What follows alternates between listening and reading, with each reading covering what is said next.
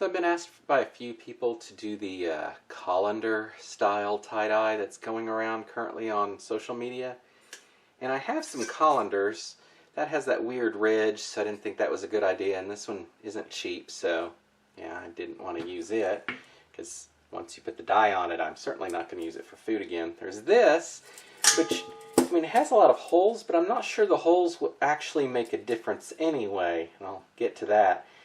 But then, I don't know, this has that little lip on it and everything, so no. I have this plastic one, but it's got these weird, like, feet that are sitting there, and it seems like that would cause an imprint kind of thing as far as the design went going around it, so I didn't like that idea. I could go out and buy a cheap colander, but I don't want to go out anywhere. Then I thought, okay, well, I'll just go with the bowl, because I'm not sure the holes make a difference. It seems like the surface tension would keep most of the water running down the surface of the colander anyway, so I'm not sure the holes serve a purpose other than maybe on top. Sorry. And in the case of this one, it has that ridge there anyway, so...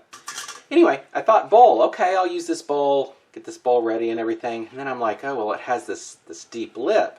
So if the shirt goes down in there, it's going to get this ring around it where it sits in basically muck the whole time. And that didn't seem like a good idea. So then I decided, hey, I have a bunch of these laying around. I'll just use one of these. Yeah, it's not a bowl, it's not a colander. But the general idea is there. So I'll go ahead and do the spiral, put the spiral up here, and then just drape it down.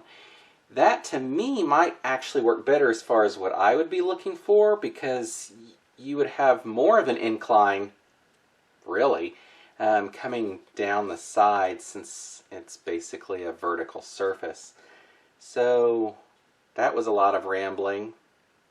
Let's go with one of these. Alright, this is a 100% cotton t-shirt that's been soaked in soda ash for at least 20 minutes, spun out until it's just damp. And it is flipped inside out since this is an ice dye. I'm going to go ahead and spiral this.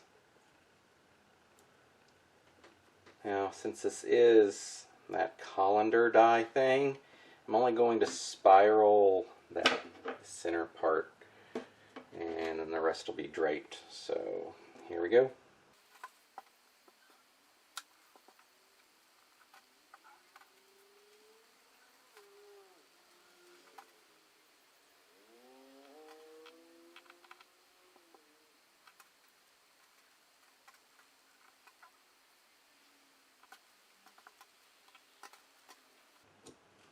Alright, we're going to go to about there.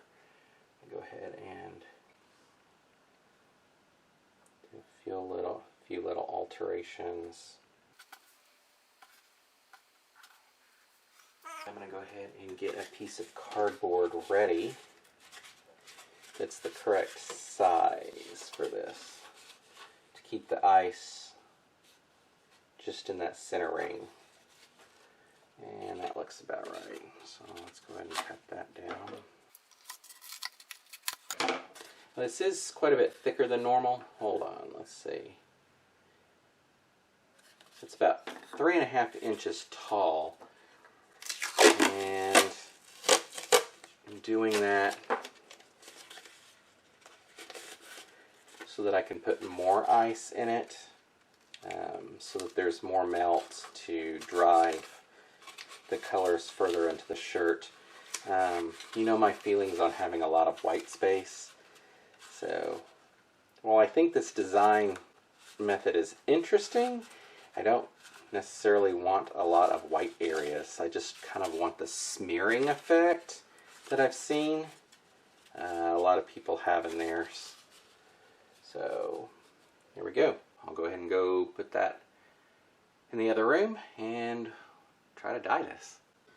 Alright, I'm going to try and do a rainbow on this. We'll see how it works for such a small space. And yes, I know I don't have it on here yet. I'm going to be using Oxblood Red, Deep Orange, Lemon Yellow. I know this one doesn't split, but I want the bright.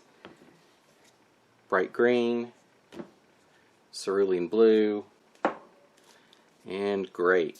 So I'll go ahead and put the shirt down and we'll get started.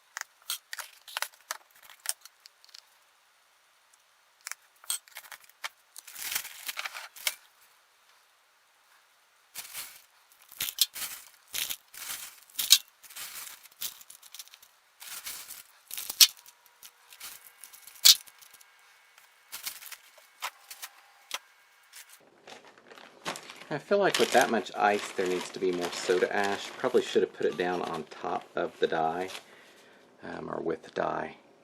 I'll go ahead and do it here. Right. Let that melt through. I really don't plan to touch this one because it looks like it'll tip over if I do. So we'll see how it goes. Alright, let's go ahead and wash this out.